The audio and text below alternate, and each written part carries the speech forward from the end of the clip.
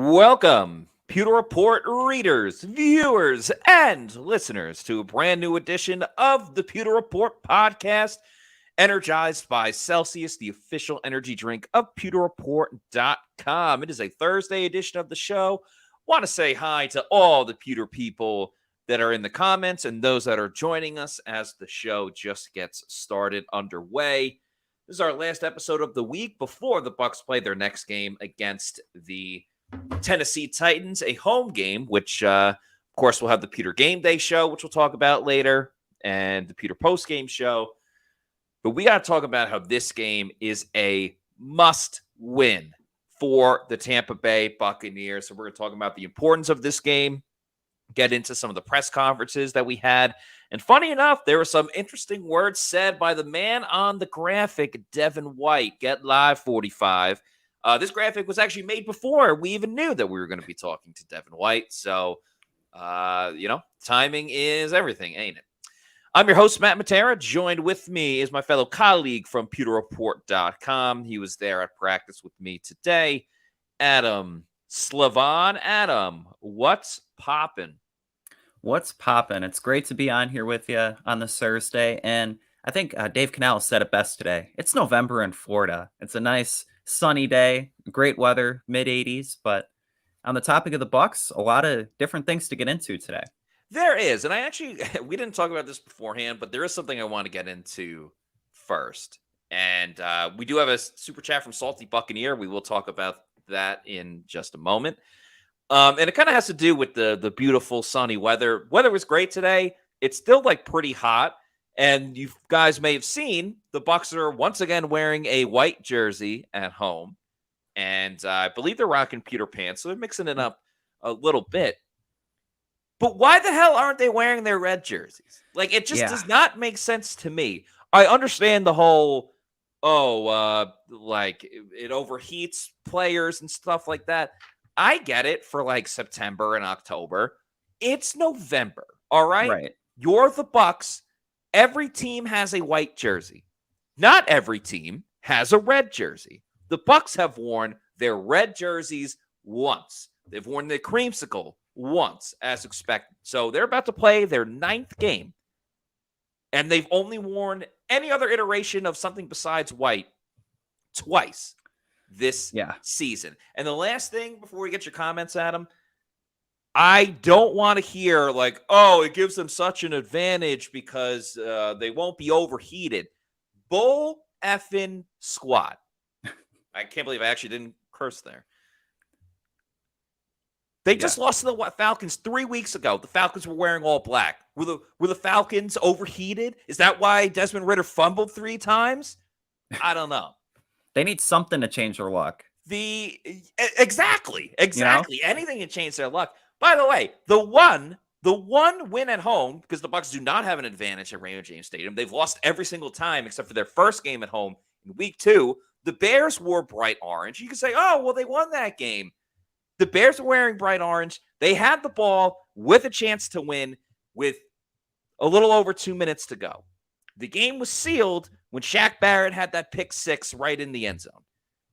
The Bears did not lose that game. The Bucs did not win that game because the Bears were overheated in their orange jersey. The Bears actually stuck close with the Bucs, and then Shaq closed it out at the end. So any argument about they're too hot or whatever is just null and void. It's the same thing of a team in Florida can't beat a team that plays in cold weather. Well, we saw the Bucs do it in 2020 when they defeated the Packers. So let's just stop with this the uniform is going to affect how their temperature. Yeah, it affects it to a little bit. To the point that they cannot win a football game because they're wearing red. Get the hell out of here with that crap. I appreciate the uniform discussion. And one more thing to add. Ever since they donned the creamsicles, they've been losing. So maybe swap out the creamsicle, start wearing the red, and put away the white for a little bit. Absolutely. Let's get to these super chats. Thank you to Salty Buccaneer for the $4.99 super chat, who says, I'm still so disgusted by that defensive performance from Carlton that I haven't allowed myself to mentally return from my vacation to Chicago last weekend. Well, I hope you had a good time in the Windy City. I'll give Carlton credit though. Like, listen, it was a bad game. He hasn't played great this season. There's still concerns about that. He doesn't have an interception. Jamel Dean doesn't have an interception. Antoine Winfield Jr. doesn't have an interception. Ryan Neal doesn't have an interception. Is there a little solace to be found in the fact that Carlton went up there and said, I'm sorry, I let the city of Tampa down. I let my teammates down. Yeah. I think there should be a little bit of respect for the fact that he at least stood up and is facing the music when other players around the league, other players in this locker room, not so much. Yeah, I agree with you there. And especially a stark difference from Carlton Davis's comments to like Devin White today and what he had to say when asked about how he has performed so far this season. He could have like taken it a whole different direction. We'll get into that, but just owning up to your mistakes is huge. And I think for Carlton Davis, especially being that trash talker, going up against a guy like DeAndre Hopkins, who he himself talks a lot of trash, I think Carlton Davis is going to have a bounce back game. But I think so too. I think he's going to have the most gigantic of chips on his shoulder going into this one. Yeah. I want to get into another one from Salty Buccaneer. Forget red, wear the pewter uniform. So they will be wearing the pewter uniforms at some point this season. I can't say when. I do not have the authority to announce it publicly of when, but they will be rocking the pewter jerseys. And just stay tuned because in the next couple of weeks, you may hear something. Eric Moreno, sticking on the topic of Carlton Davis, and thank you, Eric, for the $2 super chat. Do you guys think Carlton Davis plays Sunday? Well, typically when a guy like speaks in the locker room, especially when they put him in that little area where you got the Bucs logo in the back, they don't typically do that with injured players. Now, I know Carlton didn't practice on yesterday, and the injury report just came out. I know we're going to do the injury report later, but since we're on the topic of it, let's see. Carlton Davis did not participate again with the toe injury. Wow. So that, that was something that hurt him earlier in the season, and that's why Zion McCollum got to play a fair amount, also because Jamel Dean got hurt. He was on the sideline and running. He was, yeah. So he warmed up and everything. Jamel Dean was limited in practice. That's actually a great sign because he had a concussion. Matt Filer limited. Luke Gedeke limited. Logan Hall limited. Josh Hayes did not participate again. Kalijah Cansey was added to the injury report. That's a big one. Yeah, with a quadricep injury, he was limited in practice, so something to stay tuned. Trey Palmer with a neck/illness did not participate. That'll be important to monitor because regardless of like the stat production that Trey Palmer has given the Bucs this season, he's averaging about 70 to 80% of the offensive snaps. So he is involved a lot, whether or not they're throwing him the football. Devin Tompkins fully participated. He had a personal reason yesterday. And then Vita Vea was a full participant. So do I think Carlton Davis will play? Yeah, I think Carlton will play. Will he play well? That is that's a fair question. Yes, that is a fair question. That is the bigger question, really, when it comes to Carlton Davis. I know we played this yesterday, but I do want to play it one more time. Just Carlton owning up to everything that went on from Sunday's game. Everything was wrong. I don't have an explanation. Honestly, like what you're seeing is what happened. You got to own up to it. Hurtful to watch, to replay it in your head, especially knowing the caliber of player I am and the standards that I have. It's like one of the worst things that can happen. It's the brutal truth of playing corner. Is that whatever you are not on point, it's for the whole world to see, and it could be for all the marbles. That's just a position that I play, but I take it with pride, and I love what I do, and I'm gonna get better, and I'm moving on past it, and I just want to get that nasty taste off my mouth. Like I said, like the position I play, it's a brutal position, where when you mess up, it's for millions to see, and I know that. I've always known that. I've been here before. It's not my first rodeo, and I know how to come back from this. My confidence won't be knocked. Next time you see me, I'm pretty sure you'll be able to tell that my confidence will be the same as it was before. The play happened, and it hurt. It's like the worst thing that could have happened to any corner. But you got to move on. Like, I can't stay stuck in that moment. I can't, produce off that moment. I can't allow it to affect me and affect this team. Even though, I feel bad, not just for me, but for my team, for the fans, for the city of Tampa. It hurts. So, but it's something that I have to move forward, and I have to be better. Shout out to Carlton for his candidness with everything that he said yesterday. Not always the easiest thing to get up in front of cameras and microphones when, quite frankly, when you play terribly in last Sunday's game. But let's fast forward a little bit, move over to the offensive side of the football, because as our day started after practice, we did hear from the human Celsius himself, Dave Canales. A bit of an interesting just spot overall for Canales and this offense, because it's like, hey, you scored 37 points. It's the most amount of points he scored this whole season. You did it on your own too. You clearly didn't get any help from the defense. Yeah, where they have before, with just certain field position stuff and takeaways and things of that matter. But Adam, I'll ask you just your biggest takeaways or anything really that stood out to you with Dave Canales. Yeah, so kind of going over Canales' comments today, the first thing that stood out to me is the progress. Dave Canales sees a progress, and for once he was giving a press conference where the blame wasn't on him more than it was the defense. Yeah. And when he was kind of giving his comments towards the end, he was wondering if the offense could have scored 49 points, and just that although they did well, there is room to improve and get better. And I think that the offense as a whole, he mentioned different players such as Rashad White getting more involved in the passing game. It's just coming together. And I think when you look at it from a midseason perspective, the game plan's there. It's just all about execution now at this point. And one other thing I really liked was when he was talking about Baker Mayfield. I thought his comment when he said, he can't wait to knock you out. And yeah, he's like a prize fighter. Yeah, and it's a heavyweight bout. And he's always looking for those opportunities when the defense puts its gloves down. That stood out to me, and it kind of speaks on the relationship that Canales and Mayfield have been building from the offseason. And it really looks like Mayfield is comfortable out there, and Canales seems more than pleased with the production that he's gotten from his quarterback.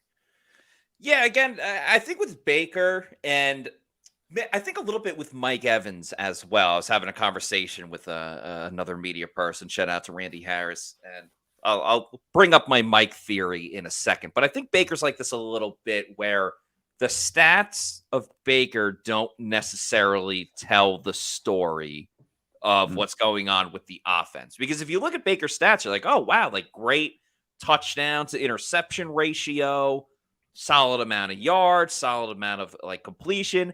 But if you watch the game and you watch the tape, you're like, damn, he missed this throw, this throw, this throw. He got sacked here when he shouldn't have. This ball got tipped, and so on and so forth. And that's not to say I'm not trying to disparage Baker Mayfield right now. I think he's been perfectly like average. Again, he's playing like a $4 million quarterback right now. And I don't think he's the reason why the Bucs have lost 4 in a row in total. I think he's obviously played a little part into it. So I agree with everything that Canales said about Baker, because it's true. Baker does want to knock you out. Baker does want to run into you and then talk crap to you after he just clowned you on. I think week 1 against the Vikings when he had that run, and then he did that stiff arm on the sideline. He got all pumped up. Like that's the kind of guy he is. 100%, Adam. So I like what he said there for sure. I actually, and this goes to something that like Baker said yesterday, and Tristan Wirfs talked about it a little bit today when we were in the locker room, and Canals definitely talked about it. While yes, they like a lot of the things that they did, 37 points and all that stuff. Baker and Canales, like specifically, really just talked about how they didn't help the team in the third quarter, where they just like barely moved the ball, they punted a ton, and it kept their defense on the field the whole time. So even though they scored 37 points, they tired out the Bucs defense as well and kept the defense on there for quite a while, which is why the Texans were able to score. So I liked that Canales kind of didn't just be like, oh, hey, we were great in this, and this. He said, okay, we got better at this and that. Like, he even talked about the running game. He was like, of course, he talked about the stubbornness, and I would love to rush for 150 yards, but we didn't do that.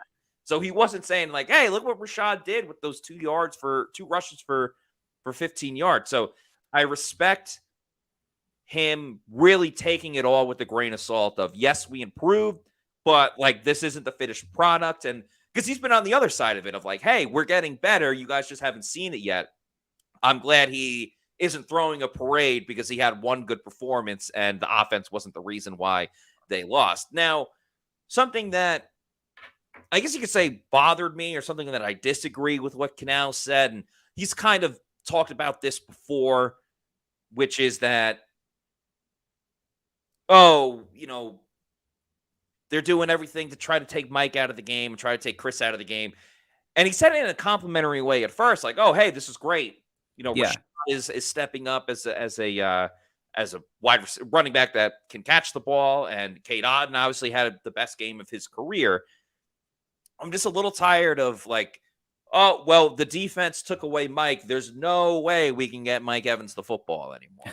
I just don't buy that, because I've said it before. Guys like Stephon Diggs and Jamar Chase and Tyreek Hill, they're also great wide receivers that defenses go, we can't let them get the ball, and then they still get the football. So, and to bring this full circle to what I was talking about with Randy about Mike Evans, because he asked me, what do I think of Mike's season so far?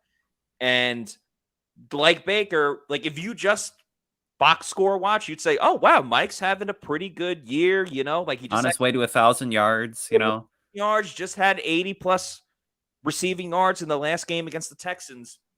But again, you watch the game, and I don't know, Adam, you can correct me if I'm wrong. Mike had the big catch down the field where he landed at the 1. They scored on a play or two later. But it feels like the last couple of games, Mike has one big moment and he has one big play, but then he doesn't really have an imprint on the game before or after. It's like you get the one, college basketball's back, the one shining moment with Mike Evans each game. And quite frankly, with this offense that has struggled up until Sunday, I think they need a little bit more from Mike, or at least get him or Chris Godwin to be more of a focal point, and they're just not really finding ways to do it. Yeah, I think you touch on a lot of great points when you talk about Mike Evans and the season he's had so far. And I feel like if you take the Bears game out of the picture, Mike Evans is his season. Pedestrian. Yeah, you look at it in a lot different light. And I think when you look at Mike Evans' usage in games, you might say at the end of the game, oh, he has 81 receiving yards. He had a nice game. It isn't on him. It's like they don't utilize him until the end of the game, until the fourth quarter. And getting him involved early, I think during the Saints game, he had a great chance to really have a breakout game before he left. I agree. He was used often. I don't mean to cut you off, but he was used often in that Saints game. And then they said, all right, Mike's out. We're going to go to Chris. That was really his chance at a revenge game against Marshawn Lattimore. It was. Unfortunately for Bucs fans, they didn't get to see it fully. But just going back to that, in the first quarter, getting Mike Evans involved early and often, there's no reason they shouldn't be able to do so. Because you look at other receivers across the league, Tyreek Hill, A.J. Brown, Jamar Chase, they're either at 1,000 yards already or pretty close. And Mike Evans, while he's maybe not the best receiver in football, he's still a top 10, top 15 wide receiver. And whether that's playing him outside, shifting him inside, they have to get him involved more often. And same goes for Chris Godwin, too. Another receiver, he only has 1 touchdown so far this season. And that's mind-boggling. He, again, 1,000-yard wide receiver, just not being schemed up in the most advantageous ways. Love this comment from Game On, who says, impossible that both can't get open at the same time. Yeah. You cannot double team both guys. So, yeah, it is a little frustrating. Again, I don't want to like crazy nitpick the offense. They did score 37 points. And again, like Chris was not, you want to say he had a quiet game. I mean, he was nowhere to be found. And I'm Two not catches, blaming, 16 yards. yeah, and I'm not like crazy blaming Chris Godwin. It's just, it's good that Rachaad White stepped up. It's good that Cade Otton had a great game. It's awesome that, you know, Trey Palmer, again, the stats don't show it, but he drew a pass interference penalty, and he did a lot of different things to have an impact on this game to show, all right, there's something that you can work with here. I want to get to some comments from people, but it's all like fire Todd Bowles and get rid of this guy. I get it. A lot of people want Todd Bowles out. I will ask you on the topic of Todd Bowles, just kind of off script. So let's say the offense maybe does score 25, 30 points a game the rest of the season in that ballpark. And let's say it's still week 16. The Bucs are maybe, I don't know, like 5-10, 5-11. They're out of the playoff picture. Sure. Do they fire Todd Bowles maybe and like give the reins to Dave Canales for 2 games and say, hey, like, what can you do? Because at the end of the season, there's not a lot to play for. And could he find his way into maybe becoming the head coach? Ooh, that's a loaded question. First of all, I really don't like that everyone's like, well, the Glazers have never fired a coach in season before. It's like, all right, what? So that means that they have this precedent. Well, they can never fire coaches. But like, yeah, like, oh, we've never done it before. There's no way we can do it now. I don't think that changes anything. If anything, I think it's almost better to fire a coach like in week 17 or 18. So you're like, all right, we are moving forward. Yeah.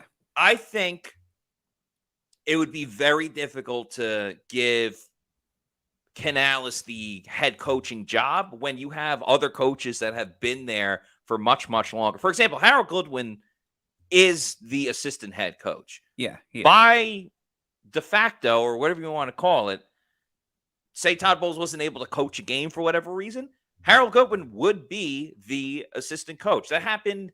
I don't know. BA had to miss a practice one time a couple seasons ago. So who do we speak to that day? Harold Goodwin. It would not be a great look if all of a sudden kind of jumped over Harold Goodwin and then went to Dave Canales. Yeah, and I respect the sentiment that you're coming from. And Harold Goodwin has very much been on the record that he wants to be an NFL head coach someday. But it's a little bit tough. You know, he's an offensive line coach. Not that offensive line coaches can't become head coaches, but he doesn't call plays. And there's a lot of times where it's very tough to not be a play caller on offense and defense and then become a head coach, because it's all about systems and scheme. What are you bringing to this team? So I really like the question. I think there's a better chance of them firing Todd Bowles in season than Canales taking on the, interim head coach type of situation. It's something to think about, though, especially in a league where young offensive minds are like the next big thing, and they're really the hot commodity in every head coaching cycle. As like a guy like Ben Johnson with the Lions, like everybody wants him. It's like, why not see if Dave Canales can maybe be that guy? I think there's something to it as well, because you could say that like about Sean McVay back in the day. No one thought that was going to be. I don't think Kyle Shanahan, Matt LaFleur. Mike McDaniel with the Dolphins.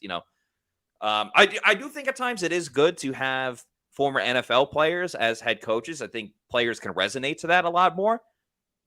But like, I don't know, the Dolphins aren't tuning out Mike McDaniel. Right, that's true. Let's get a super chat from Meets McGee. Thank you, Meets McGee, for the $10 super chat, who says, you guys made a comment about Dave Canales and him not being looked at as the next head coach for the Bucs. I remember the Glazers hired an immature Raheem Morris who didn't have any coordinator experience. Yeah, it's tough to argue against that, but I guess what I would say is, well, look how that turned out with Raheem Morris. And besides that one season, it was a lot of Like he was canned because they went on a massive losing streak, if I remember correctly. Yeah, exactly. And a lot of people said like, oh, well, if he got a head coaching job again, he would be great because like he learned so much more. And I guess that was the same idea with Todd Bowles. I think it's just really right now with Canals. What would qualify him to be a head coach of the Bucs? Because the offense overachieved one game and underachieved heavily for the remainder. Is it his upbeat attitude? Yeah, sure, I understand that. I just think after 1 year of being an offensive coordinator is, and Salty Buccaneer, I'm not saying like Raheem Morris should come back and be the Bucs coach. I'm just saying like, he was with Atlanta and the Rams and stuff like that, and kind of rebuilt himself up as like a great defensive coordinator and a play caller and things like that, where he could make himself eligible to get another head coaching job. But for Canals, you still got to prove a lot more. Saying you were the quarterbacks coach of Geno Smith, I don't know if that gets you a head coaching job. That's not the top bullet point on the resume. It's like the supporting bullet point. Zach Jarvis says, what about Dan Quinn? I just think at today's day and age, it's tough to get a defensive coach. It's even more difficult when you have no idea what you're doing with the offense. Like, you're going to bring in a defensive coach and you can tell me you don't know who your quarterback is because Baker's on a 1-year deal. You don't know who you're going to have a wide receiver because Mike's not under contract. I think you got to figure out the offense more than anything else. I just want to say, like, in the modern NFL, it's better to have that veteran defensive coordinator and that young offensive-minded head coach. Like, you've seen that with the Dolphins, with Vic Fangio was there for a while. He's always been a defensive coordinator, making stops around the NFL. Brian Flores with the Vikings, getting that really high-tier defensive coordinator and then having that offensive mind, that Mike McDaniel, that Kevin O'Connell, and then just kind of filling in the pieces there. Misador says Bill Belichick did all right after failing in Cleveland. He did, but he also had Tom Brady. How's Bill Belichick done without Tom Brady? That's why people are clamoring for the saying the Patriot way. People want to change it to the Brady way. To the Brady way. Yeah. Yeah. Funny enough. All right. We got one more super chat to get to. Appreciate you guys for all the super chats. Keep them rolling in. We'll keep the conversation going. Plato's Can't, thank you for the $4.99 super chat, says, where does Baker rank on the list of Bucs quarterbacks from past 15 to 20 years, I guess, say, since Chris Sims, 2 or 3? So that's going back maybe, 2005? Yeah, I'm going to try to do a quick Google search of all the Bucs starting quarterbacks. Off my head, I would say, obviously, Tom Brady 1. It's a toss-up between Baker Mayfield and Jeff Garcia, I think, for that number 2 spot. Okay, so when do you say 2005? Yeah. Okay. That's about 2005 was Brian Griese and Chris Sims. 2006 was Chris Sims, Bruce Gradkowski, and Tim Rattay. 2007 was Jeff Garcia and Luke McCown. 2008 was Jeff Garcia and Brian Griese. These are quarterbacks that started a game in those seasons. 2009, Byron Leftwich, Josh Johnson, Josh Freeman. Byron Leftwich, put him up there. Started 3 games in 2009. Then you had Freeman for most of 2010 through 2012, Mike Glennon, and then you had the Jameis years, Fitz and then Tom Brady. So Brady won, obviously. Again, if you're going back to 2005, obviously Chris Sims didn't work out. Maybe Jeff Garcia was solid though. Yeah, you could. I think they made the playoffs 1 year with Jeff Garcia. Yeah, I think you got to put Garcia 2, and I don't know, Ryan Fitzpatrick 3. They played well when Fitz was in the games, and maybe Jameis 4, Baker 5, or Baker 4, Jameis 5. Yeah, I don't know. That would be interesting. Yeah, if you guys have a list, feel free to put in the comments. I'll shout out Brian Griese too. Yeah. Underrated quarterback. Yeah, let us know your lineup, your top 5. Kind of like how we would love to know your top 5 of your favorite Celsius energy drinks, the official energy drink of pewterreport.com. Look at all those great flavors. You got the sparkling orange pomegranate, the sparkling orange, the peach vibe, the sparkling watermelon, strawberry acai. There's so many awesome, great flavors. My personal favorite is the Arctic vibe, which you can see on the screen here. No sugar, no post-energy drink crash or jitters that you may get with another product out there. Do you know where to find one? You can pick one up by going over to the store located on the Celsius website, punching in your address, and it'll tell you where you can get one. It could be at your local Walmart, Target, health and fitness store, or quite possibly your bodega. Bodega. Nice. And once you keep going to your bodega, you know you want more because you love it so much. You want to get it in bulk. You can. That's when you go to Amazon, click on the subscribe and save. I'd recommend getting the variety pack. It's Variety Spice of Life. You heard me talk about all the awesome flavors of Celsius. And you can have it sent to your place of residence whenever you want. It could be a week, month, quarterly, yearly. You're in charge. You're the captain. Just make sure you drink at Celsius energy drinks. Make Celsius your number one pick. Celsius, the official sponsor of the Pewter Report podcast and pewterreport.com. And, of course, the Pewter Game Day show, which will be back on again this Sunday for Bucs vs. Titans. We'll do an hour pregame show starting at 12 noon with myself. I think we're going to have Josh Capo on as well because everybody else will be at the game, which will be fun. And then, stay on for my reactions, analysis, all that fun stuff when the game goes on. And one thing that at least has been a constant is whether they win or lose, it's usually pretty entertaining. So we can all bond together about how the Bucs are playing poorly and start talking about the draft a little bit more. Or maybe we'll all be happy and the Bucs will win. And that would be great too. So anyway, check out Celsius, check out the Pewter Game Day show, all that fun stuff. We will talk about Devin White, and we will talk about Larry Foote, but we can't do that until we get to all these super chats, Adam. Yeah. Starting out with Cat and Max. Thank you for the $5 super chat. It says, at least it isn't the Lovie Smith days, LOL. Those are very painful games to watch as a Bucs fan. Great job as always. PR. Thank you so much for the nice words, Catamax. And it's gone better than Lovey. And if they do move on from Todd Bowles, and I'm still saying if, you never know what can happen. There is kind of some fun in a head coaching search. We had the offensive coordinator coaching search. They went through what, 10, 11 offensive coordinators? Last offseason. And it makes it fun. And, change can be a good thing at times. So appreciate those kind words. Yeah. Salty Buccaneer with the $4.99 super chat. Getting back to our quarterback conversation, says 1 Brady, 2 to 5. Who cares? We stunk. Fitzmagic was fun though. Fitzmagic was quite the ride. It was a very, very quick ride, but man, was that fun. We had the whole getup that Deshaun Jackson gave him. They won some games. They beat the Saints on that opening game. I enjoyed the Fitzmagic roller coaster. I do wonder as well if they would have stuck with Fitz for long term that season that Jameis got suspended. Because I know they lost to the Steelers and they got smoked by the Bears. And that's why that's the first game where Jameis was able to come back.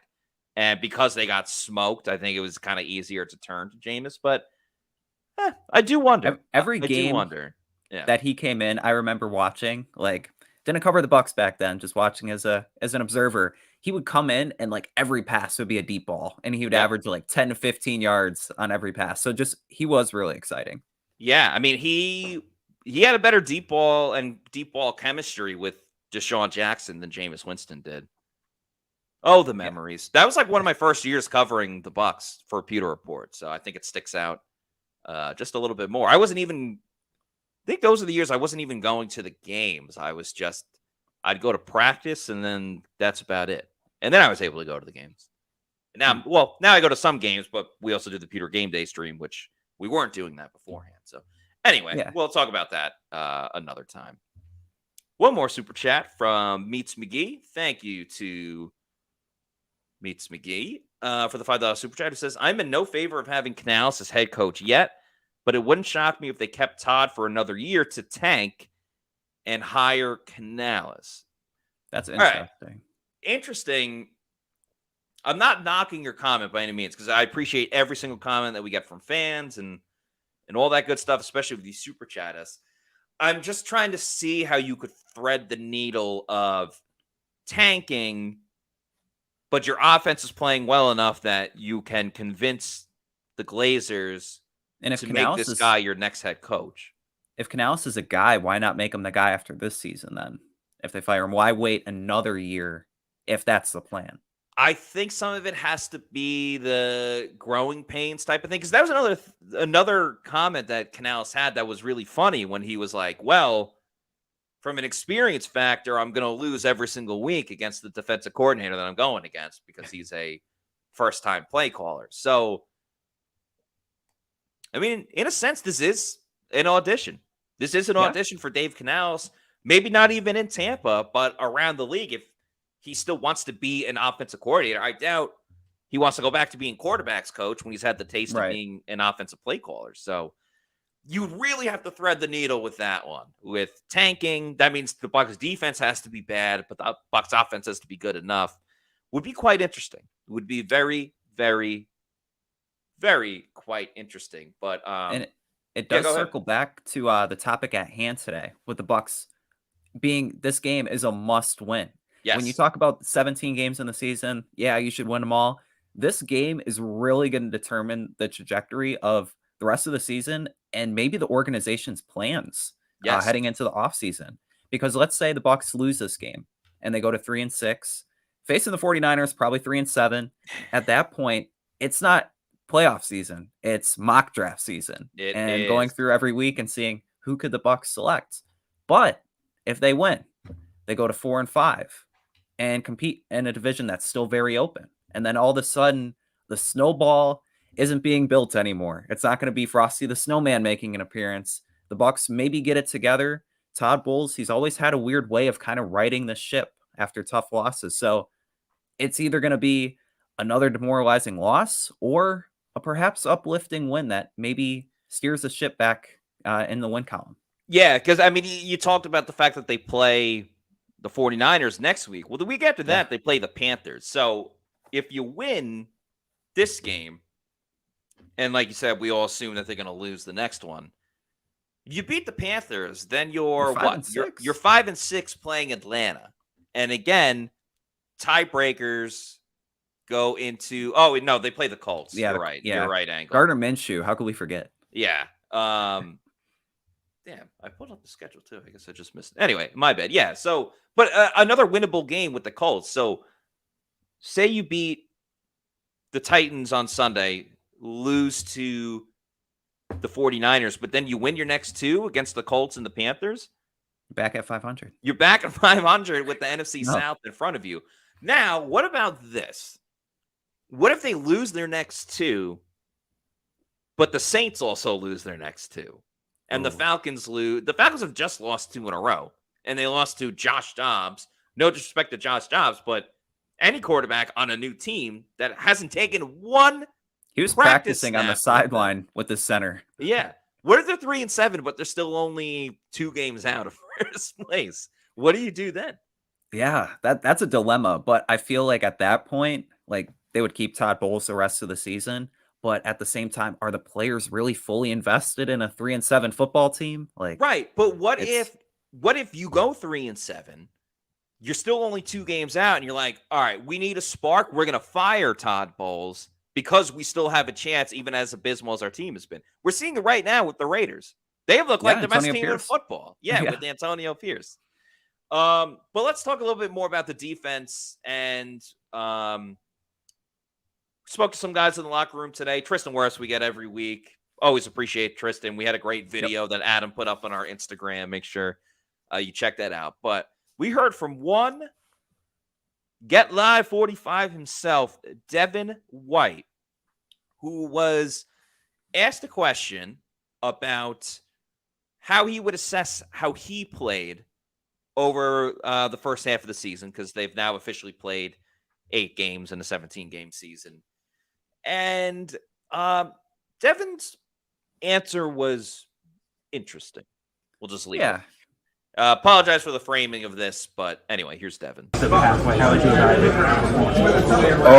doing everything that the defense allows me to do. I'm really proud that I'm not out there, playing not sound. I think that's the perfect word for it. I feel like I can do a lot more, and I think Coach Bowles is trying to, find a way to get it.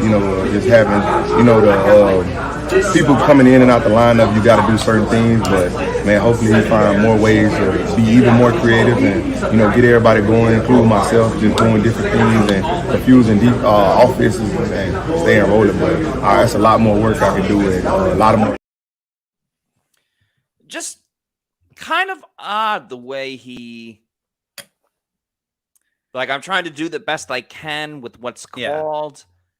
Kind of throwing Todd Bowles under the bus in a subtle way. But this, Adam, kind of goes back a little bit to things we talked about last week. And granted, Carlton had the worst game, but Carlton was kind of asked about zone. Scott talked about his conversation with Carlton where Carlton kind of shrugged and rolled his eyes a little bit about the fact that he doesn't really want to play zone without flat out saying it. Yeah. So do we have a mutiny on our hands? I don't necessarily think so. But I don't believe either that the Bucs are in love with some of the calling that Todd Bowles has come up with. Yeah, but I feel like in Devin White's case, he maybe shouldn't say that when at times his own effort is being questioned. And when he's on the field, like he said, Todd Bowles needs to scheme up more creative ways to get me going. It shouldn't take that for Devin White to get going. When you're playing in a contract year and you're supposed to be out there making plays. Like Antoine Winfield wasn't schemed up to knock the ball out of Desmond Ritter's hands, but he did because he's a playmaker, a game changer. Devin White, he hasn't shown that he has been. He had the one interception when Jalen Hurts threw it right to him. He had the sack on Sunday on a designed blitz. So he's making the plays when the plays are given to him, but he's not going out there and actually getting live himself, taking that action. Yeah, that's a really good point, Adam. And also, Devin has gone rogue plenty of times. A lot more last season, but we've gotten on his case about one of the big completions from Desmond Ridder in that Falcons game where Devin was in coverage and then just took off and started sprinting at Desmond Ridder and didn't get to Ridder. And then his guy, I think it was Tyler Algier, ended up going 40 yards down the field on a catch and run because he just kind of left what he was supposed to do. If you want to blitz Devin a little bit more, I'm fine with that because, he is fast. I think he's solid at blitzing. Hasn't been ideal over the past 2 years. But, yeah, a bit of an odd comment from a team captain, Yeah. But maybe he's also echoing what some of the other guys feel. I guess we'll find out a little bit more on Sunday when they play against the Houston Oilers. They're playing against the Tennessee Titans. And Devin, we talked a lot about he wants a payday. He wants big money. And will he get that? Not with the Bucs. Maybe he gets it somewhere else. But if he does get that big payday that he wants, he definitely should use that money wisely, invest it wisely, and talk to people that he can trust with his money. And I recommend to Devin White that he should use Muni Financial. At Muni Financial, we help you live in the now. Dude, congratulations. We're so happy for you. Thank you. And even though the now may feel very different, you still need to plan for the future. How's retirement treating you? Oh, just fantastic. I know I say it all the time, but you really got to come up to Colorado. Let's do it. All right. Yeah. We can help you develop that plan to keep you on track so you can still prepare for tomorrow, today. Muni Financial. Plan ahead, stay ahead. That is right. Muni Financial has proudly been serving clients across the country of the good old US of A since 1980. They got advisory services, investment banking, annuities, sales and trading. If your kid is planning on going to college, you could set up a college fund, college savings account as well. The cool thing about Muni Financial is they don't just have offices in Tampa or Colorado. They have it across the United States. So, you can be in Delaware or you can be in Idaho. they will have Immunity Financial, which is super cool. So give them a call, get a free consultation. It's absolutely free. So why not check out Immunity Financial and invest yo money. We got another super chat to get to. A quick one from Catamax. Oh, did we miss one from before? Oh, we missed a super chat. My bad. Scott Jacks from earlier, $1.99. Must-win episode. Should have replayed last week. We did say last week's game was a against the Texans. It was a must-win. This one, even more a must-win. Or Adam, as we were talking about, it's a can't lose. Yeah, next week the podcast won't have the must-win alert on there if they lose this one again, because then it won't be a must-win. It'll be facing the 49ers, probably losing, and then you're looking at 3-7. That's like, where do you go from there? So feel free to put in the comments if it's a must-win or a can't lose. Yeah, you guys can decide. And anyway, Catamax with this $2 super chat says Devin White may be on his way out next year. He's going to be out. That's a maybe. I think it's closing. And it's not even like, if you want to argue that Devin's been fine, okay, this year, you can. And it's on top of that, it's not even just the money that he wants. It's the money that the Bucs have to give to other people that Devin hasn't put himself in that position. He's not even in the top 2. And depending on what happens with Mike, at best, Devin is 4. And that's before anything with Baker Mayfield. If Baker plays better and they want to bring him back, it'll be a little bit more money. At best, Devin's 4 on the list. And he most likely is 5. So, 4 or 5. Good luck. I do want to say, if it was Servassier Dennis, like, performing like Devin White is right now, you would say, okay, he's having a solid rookie year. But the fact that it's Devin White wanting to get that big payday, and he's just kind of been average to maybe slightly below, like you said, he's going to be at least 4th, probably 5th in the contract hierarchy. He is. One guy he does have in his corner outside of Todd Bowles would be Larry Foote. And Larry Foote was he was asked today about the play of the linebackers, and then also there's been issues with the pass rush, especially guys with the front 4, just being able to disrupt the quarterback on a consistent basis, because the sacks have been there from time to time, but consistently there hasn't been enough pressure. These were the comments of co-defensive coordinator Larry Foote on those topics. He's pretty proud of what he's done so far in the defense, but I want to ask you, maybe as a whole, for the inside linebackers, how you would look at them about half of the season. They're all right. I mean, we're 3-5, and we're 3-5. When you're the middle linebackers, you know, we got to be on the other side. And but they're playing solid. They're I know Devin was dealing early in the season with a little injury, but they're playing solid. But just halfway point. I like to evaluate at the end of it, you know, the whole body of work. But I'm pleased. Coach Bowles said not affecting the quarterback enough. Just when you watch the tape, what jumps out at you as to maybe why this team wasn't able to affect C.J. Stroud the way you had hoped, and really in recent games, why there hasn't been more of an effect on the opposing quarterback? Well, defense, especially if you're a pass rusher, front 7 guy, you don't want to have a quarterback having 5-6 seconds, you know, and that happens. Sometimes we get chipped. Sometimes, you know, just you don't have it like you want to have it. But everybody, I said, if you get 39 points up, everybody got a role in it. And you always start there. You want more pressure on the quarterback. And we all know this is a throwing league, and that's why the guys get paid big bucks. But we got to put pressure on the quarterback. Yeah, so they're all right. Yeah. By the way, I saw this comment from Brent O'Neill. First of all, saying these guys keep saying Baker Mayfield, bring Baker Mayfield back, LOL. Our media love below average quarterbacks. Then he goes on to say, hell no, Baker Mayfield ain't earned this contract. I never said that he earned the contract. I think I pretty much just said, if you roll back the tape, if he plays himself into a situation where he can get a second contract. I didn't say that they should bring him back. He shouldn't be priority number 1 at all. Yeah, that's why I said Antoine and Tristan, or whichever order I said it. So I'm not the one saying bring Baker back. Has he played average? Yeah, he's played average. I think Baker has played well enough where he will get signed somewhere else. It could be a starter.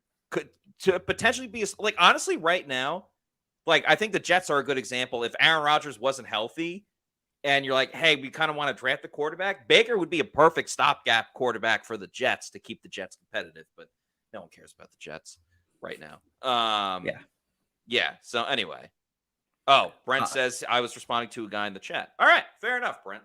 Anyway, hey, you got to be on the screen. Appreciate you watching the show and your comments. Adam, sounded like you were going to say something. Yeah, on the topic of quarterbacks. So this Sunday, the Bucs are facing another rookie quarterback in Will Levis. And Will Levis, he's a topic of discussion, whether it's Tristan Wirfs being asked about the bananas or the mayo in the coffee, or just being another rookie quarterback that the Bucs have to prepare for. It's going to be really interesting with Will Levis because he only has 2 games of NFL tape on him.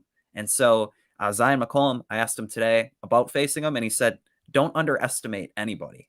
And it looks like the Titans have trust in Will Levis. He's a guy who can make all the throws. If he drops back 10, 15 yards in the pocket, he can throw across his body like Aaron Rodgers and get a completion to DeAndre Hopkins. So he showed off some upside, and he's been really confident in the pocket and kind of going through his reads and progression, but he's still raw, and he's still that guy who could throw 4 touchdowns or throw 3 interceptions. So the Bucs need to capitalize, kind of going back. They need to capitalize to win this Sunday. We spoke to him. I remember I asked him a question at the NFL Combine, and, obviously he was a more high-profile person, so the podium he was at was freaking gigantic. But I remember, like, the big takeaway from his press conference is he is a dude that just exudes confidence. Yeah. Like, you could tell, like, it was almost on the borderline of cocky. And, there is always that line of, is it better to be confident or cocky, or can you be confident without being cocky? Whatever it is, it's worked for him, at least for the first 2 games of the season. And I know they didn't beat the Steelers on Thursday night, but again, a rookie, his second career start, and he has less preparation. He did not look bad. His throwing motion still is so odd to me, but nonetheless. To your point, Larry Foote spoke about Will Levis as well. First video I'm going to play, though, kind of just putting a bow on what the hell went wrong against the Texans, and then we'll get into Foote's comments about the Titans. Collapses. Yeah, what tough is that to get over? It's tough. You've been in this league 20-plus years. You're going to be in some of those games, and you're going to be on the other side of it sometimes. Yeah. And personally, I've been, that guy who was called out, who messed up. I've been on both sides. And my message to them guys, respond. This league is about responding. And you play long enough, sometimes the bear going to get you, and sometimes you're going to get it. Absolutely. Guys coming together. It's a tough loss. Everybody had to take ownership in it. And anytime you give up 39 points, everybody had a hand in it. Those guys know that. We got to pick each other up. And just halfway point right now. We got to respond. It's been a big reason why the Bucs have been in many games this season and why they've won. So just how surprising was it with, that performance last game?